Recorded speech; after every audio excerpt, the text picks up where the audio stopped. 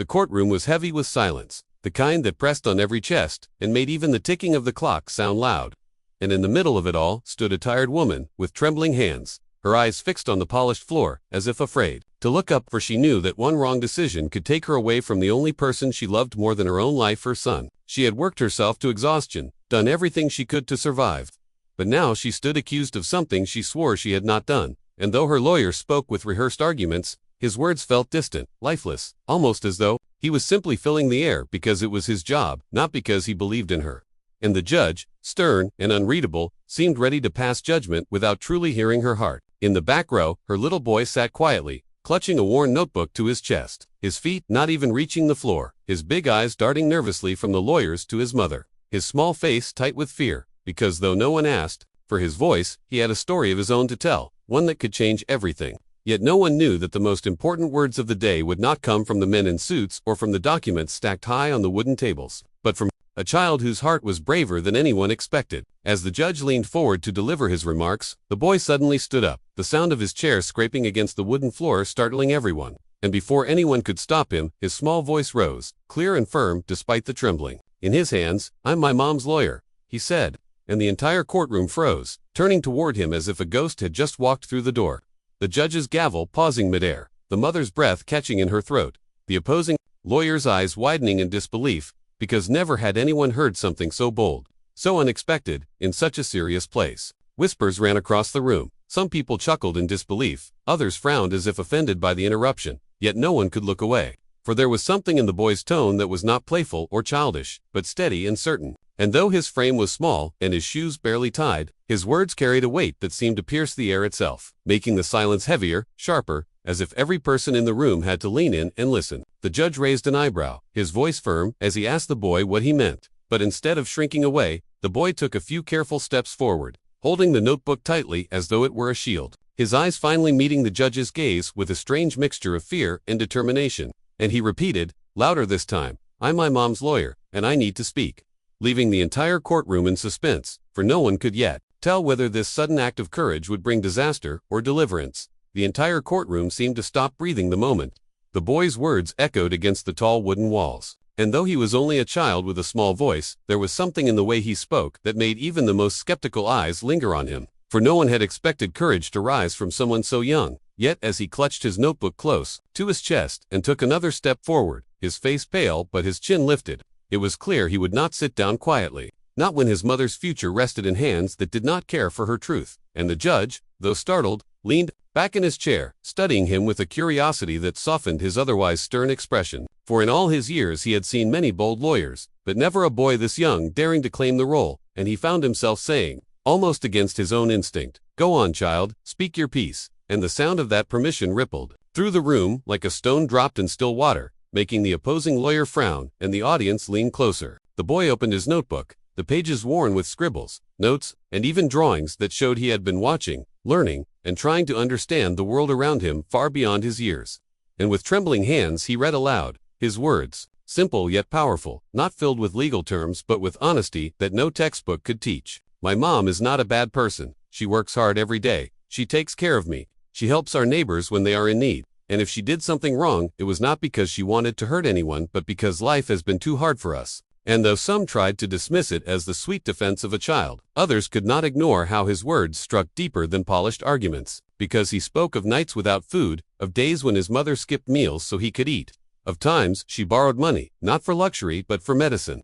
And with each sentence, the picture he painted was not of a criminal but of a struggling soul who deserved compassion. His mother sat frozen, tears streaming down her face, torn between pride and fear, wanting to run to him and pull him back, yet knowing that somehow his voice carried more strength than her own. And the judge, though bound by law, felt something stir within him that he had long forgotten, the reminder that justice was not only about rules but about humanity. The opposing lawyer cleared his throat, trying to interrupt, but the judge raised a hand, signaling for silence, because though this was not by the book, there was something undeniably real in the child's courage that demanded to be heard. And the boy continued, now closing the notebook and speaking from his heart, his voice shaking but clear.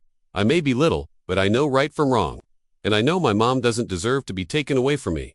So if no one else will stand up for her, I will." And his small fist clenched at his side as he spoke, his eyes glistening but refusing to look away. And the silence that followed was heavier than before, for every person in that room felt something shift, as if the walls of cold procedure had been cracked open by a truth too pure to ignore. And though no verdict had yet been spoken, it was already clear that the boy had changed the rhythm of the trial, and the judge, still staring at him with a softened gaze, leaned forward and whispered, almost to himself, "Sometimes courage speaks louder than law," leaving everyone to wonder what would happen next. The courtroom remained in utter silence after the boy's last words, a silence so deep that even the faint rustle of papers seemed too loud, and while the judge's gaze stayed fixed on the child, there was a shift in the air, as though everyone present knew something important was about to happen, something that could not be undone. For the boy had spoken not as a lawyer but as the voice of a truth that had been hidden too long, and when the judge finally leaned forward with a steady voice asking him to explain more, the boy swallowed hard, his small fingers still gripping his worn notebook as though it were a shield, and then he began to speak of things he had kept inside for far too long.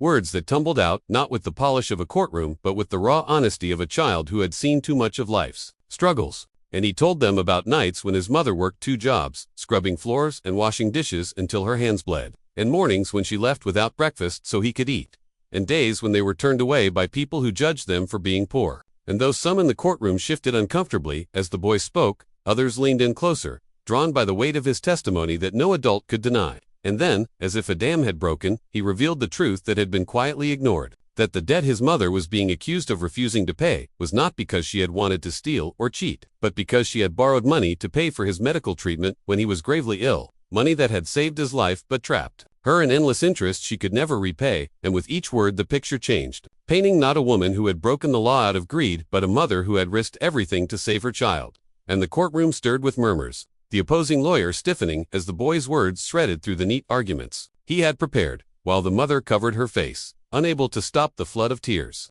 torn between the shame of her struggle being laid bare and the pride of seeing her son speak the truth so bravely. The judge's expression, once stern, now carried something softer, as though the layers of procedure were giving way to compassion, and he asked the boy how he knew all this, to which the child replied with trembling honesty that he had heard his mother crying at night, whispering to herself about the debt, about how she had no choice, about how she would rather go hungry than see her child in pain again. And the boy's voice cracked as he said, "She saved me, Your Honor, and if that makes her guilty, then I guess I am guilty too, because I'm the reason she borrowed the money." And those words struck the room with such force that even those who had come to watch casually now sat with tears in their eyes, for no one could deny the depth of sacrifice in the story. The opposing lawyer tried to rise, insisting that emotions should not cloud the facts, but even his words seemed weaker now, powerless against the truth that had been revealed. And the judge, lifting a hand to silence him, turned once more to the boy, asking softly, "Do you understand what you've done by speaking here today?" And the child nodded, his small voice steady though his eyes were wet. "I do, but someone had to tell the truth." And in that moment, the weight of the trial shifted, no longer about cold numbers and broken contracts but about humanity, sacrifice, and the love that had pushed a mother to the edge for the sake of her child. And though no decision was given yet, everyone present knew that the truth had been revealed, and it was not something that could be ignored. The judge sat frozen in his high chair, his hands resting firmly on the wooden bench, though inside his heart was unsettled. For in all his years of wearing the black robe and listening to countless cases, rarely had he felt the kind of weight that now pressed upon his chest. And as he looked down at the small boy who had just revealed the truth that cut deeper than any evidence presented, he realized that the law demanded one thing, but humanity whispered another. And it was in that quiet clash that his dilemma began. For the papers before him told a simple story of debt, signatures, and contracts broken. Yet the eyes of the boy and the trembling shoulders of his mother told a different tale, one that could not be reduced to lines of ink. And as the murmurs of the courtroom swelled and died, the judge's thoughts traveled back to his own youth when his father had once stood in court for a debt he could not pay. And though his family had survived, the shame of that day had never left him. And now, as he stared at the child clutching his notebook as though it were armor, the memory burned hotter, making him question not only the fairness of the system but his role in it. For what use was justice if it stripped away dignity from the innocent? And yet he knew he could not simply abandon the law, for without it the very walls of the court would crumble. So he leaned back, his face a mask of calm, though his mind was caught in a storm, and he wondered whether compassion could coexist with duty, or if one must always silence the other. And as the opposing lawyer cleared his throat, ready to argue that emotion must not replace evidence, the judge raised a hand and silence fell. Again, a silence so heavy that every person in the room seemed to lean forward unconsciously, waiting, fearing, hoping, for a word that might change the course of lives. And the judge asked for a recess, knowing he needed time to think. Yet, even in the quiet of his chambers, the boy's trembling words echoed. She saved me, Your Honor, and if that makes her guilty, then I guess I am guilty too. And the judge found himself unable to erase the weight of that truth, for here was not a case of greed but of sacrifice, not a crime of theft but of survival, and in the solitude of his office he struggled, pacing back and forth, staring at the walls lined with books of law that told him what must be done, yet his heart told him something else entirely, and he wondered if perhaps justice was not found in blind obedience but in the courage to see beyond the lines. And when he returned to the bench, the room was hushed once more, every eye fixed on him, and though his lips parted, no verdict came. Immediately, only a long pause that deepened the suspense. For everyone knew they were witnessing a rare battle within the man who held their fate. A battle not between lawyers but between conscience and code. And as the boy looked up at him with unflinching eyes, the judge felt the enormity of the choice before him and realized that whatever he decided would not only determine the mother's freedom but would also shape how this child would remember justice for the rest of his life. And in that realization, his dilemma grew heavier. For what could be more dangerous than a child losing faith in truth? And so he held his gavel tighter, knowing that his next words would ripple far beyond the courtroom, into futures unseen, and still he hesitated. Caught in the impossible space between what the law demanded and what his heart urged him to do, the judge's hand trembled as it rested on the gavel, his face a portrait of calm authority, though inside he battled storms no one could see. And as the court sat in silence, every breath held, every pair of eyes waiting, he realized this was no ordinary decision but one that would echo beyond the walls of the courtroom, shaping not only the fate of the mother and child but the very meaning of justice for everyone present. And as he stared at the boy who had declared himself his mother's lawyer with more courage than most grown men could ever muster, the judge felt a pull that went deeper than law, deeper than protocol, something human and undeniable. And though the opposing lawyer shifted impatiently, shuffling papers and preparing to protest, the judge ignored him, his eyes still locked on the child whose hands trembled yet whose gaze never wavered. And slowly he began to speak, his voice steady but heavy, each word cutting through the air like a blade, explaining that the law was written to protect the innocent, not to punish them for circumstances beyond their control.